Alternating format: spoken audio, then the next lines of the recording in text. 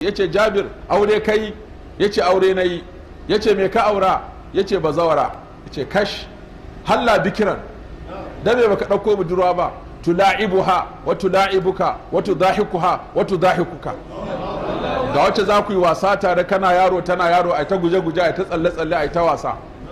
In ɗaya ya fi ɗaya dama ai wasan baya yiwa. In saurayi ya auro tsohuwa sai ta ga ya mata ƙanƙanta, haka kuma idan tsoho ya auro yarinya shi ma sai ta ga ya mata tsufa. Wajen wuf kenan da caraf. To wannan shine sai Allah ta'ala sa aka biya bashin baban Jabir. Kun ga an ware masa matsala nawa? An biya bashin babansa, sannan kuma ya samu ya yi aure, kuma annabi ya masa addu'an albarka saboda bai ɗauko budurwa ba, sai ya ɗauko wacce za ta kula da shi, ta kula da ƙannansa gaba ɗaya.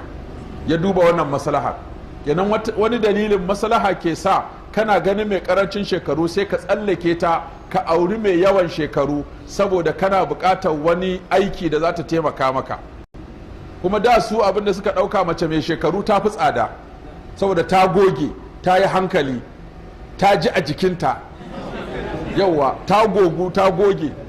Wannan ku sabon ɗanyen aiki ne, ba abin da ta sani, sai ka yi ta hakuri ta taimaka wauta, ta galla maka mari, ta tunkuɗe ka, ta ja ma gemu, ta ɓaran ma da abinci, sai a ce ka yi hakuri, di yarinya ce.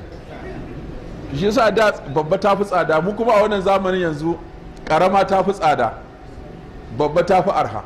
Kuma babba ita ce gogaggiya, hannunta ya fada ta iya tuwo, hannunta ya fada ta iya miya, hannunta ya fada ta san kalmomi da maganganun da suke kawo tashin hankali, za ta kauce musu, ta sai da za ta lallaba ka, ta sai da za ta kula da kai, duk ta goge, ta gogu, ta goge.